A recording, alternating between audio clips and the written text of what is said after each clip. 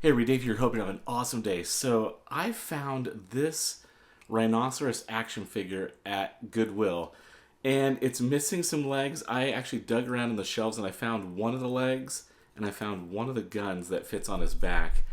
But I asked the lady how much is it, and she said, "How about a buck 99?" I was like, for Goodwill, that's not bad. The cool thing is these little armor pieces come off, and I thought I can use these to do some kind of mashup on a toy. And then I thought maybe I can use the rhino head. So I don't know. I got a couple ideas. I'm gonna try some. Let's do it.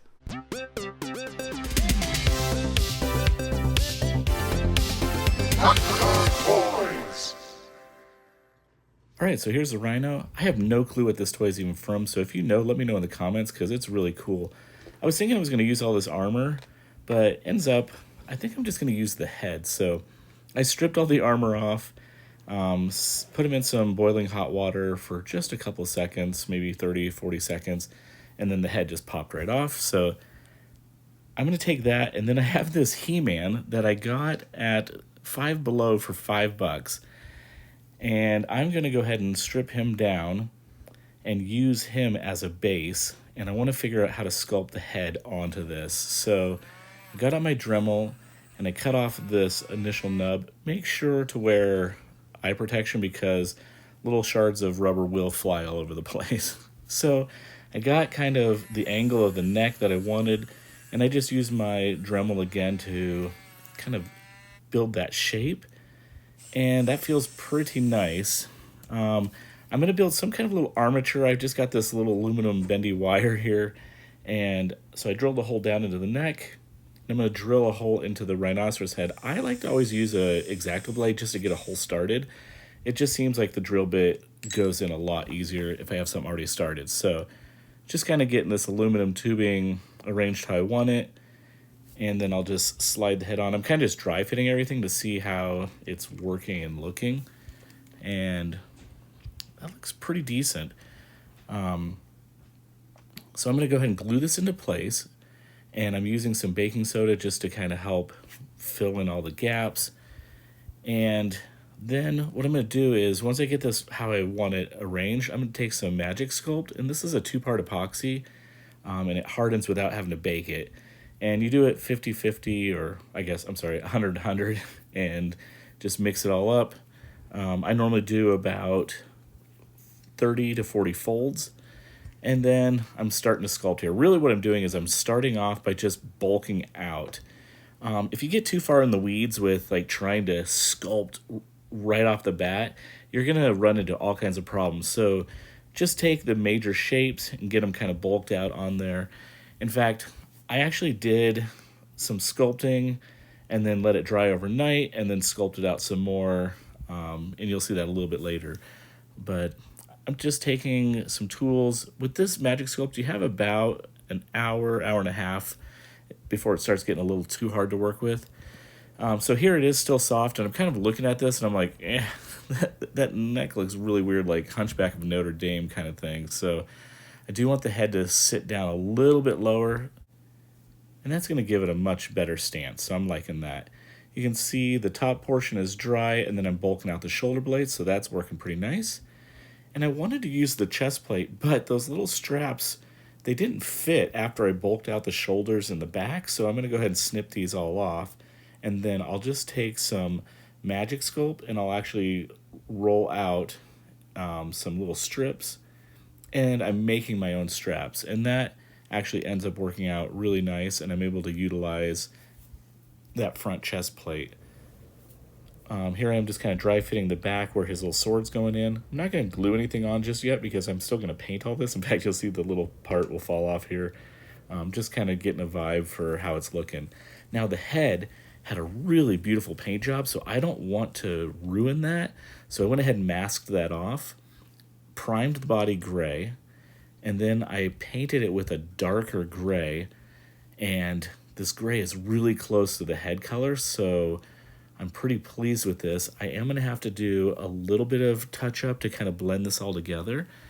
So what I'm going to do is take some Tamiya dark gray, and you'll see I'm kind of getting most of the paint off because I want to approach this almost like dry brushing, because I do want some of those lighter textures coming through, and rhinoceros skin is kind of gnarly and has all these different values in it. So I'm kind of approaching this carefully, and I don't want to just glob a lot of dark gray on.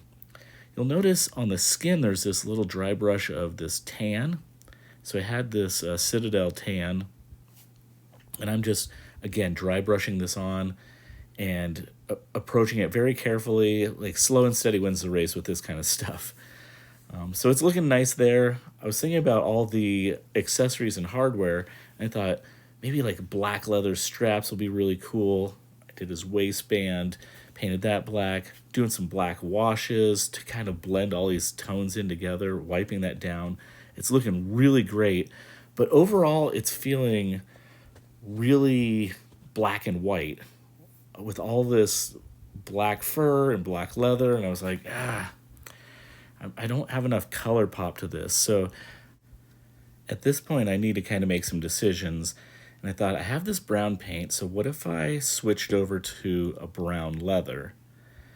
And just by switching that, it still has this dark tone to it, but it's giving it a little bit more color, a little bit more interest.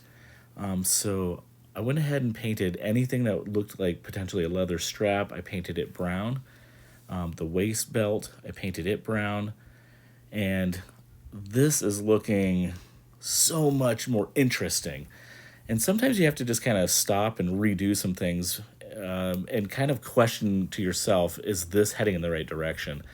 So the fur, I thought, well, what if it was almost like this kind of dirty yak hair kind of thing? So I did this kind of brownish, almost matching the horn of the rhino.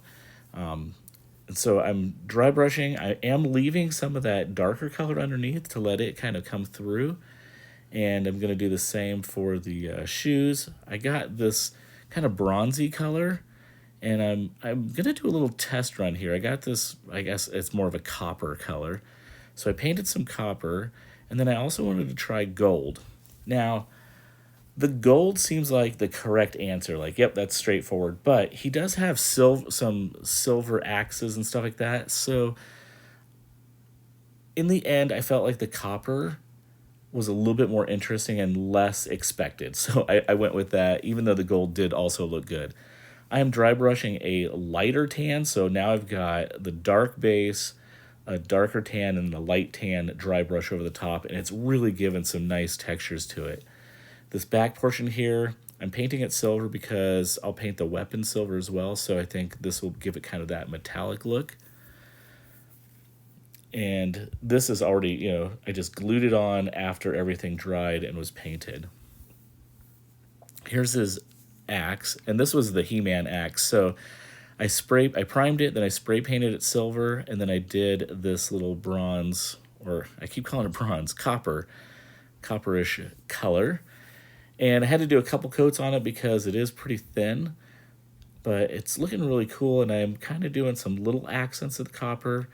Painted the handle that same brown leather that everything else on him is. Originally, I was thinking this would be kind of cool if it was like wrapped in it looked like it was wrapped in a gauze kind of material, but then I thought, no, everything else is brown leather, so I'm going to stick with that. Painting up the chest plate, this bronzy color. And you know what's kind of cool is if I would have gone with gold, that would have worked, but this is it's a nice nod to the He-Man because he had the red cross on his chest and the red accents. So this is a kind of a nice tie-in. It was an accident. I didn't think about that ahead of time, but after I was done, I was like, oh, I kind of like that. So just painting up the little wrist pieces. Actually, the one larger wrist piece fell off, like just came off, and then the other one I had to cut it off. Here's the sword. I thought kind of tie in that same coppery feel to this.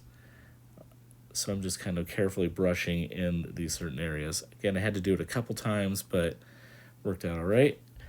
Originally, I wasn't going to do the shield, but when I got them all posed up, I was like, he needs that shield. So I'm going to go ahead and do the same thing. I'll paint some of the coppers in there. I did some washes, and I love doing my washes. I wasn't originally going to do it, but I think just a little subtle touch worked great, but there's always the fun of this when you knock over your, $7 bottle of wash. But I'm going to clean this up and then we're going to call this one done. Okay, this is one of those builds that after you're done with it, just stepping back from it and looking at it, it just brings me so much joy. It turned out so good.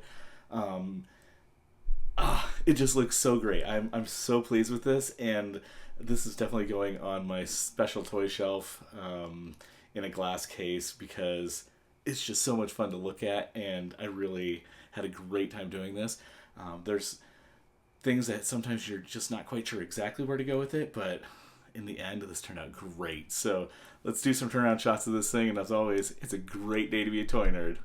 Have a great one.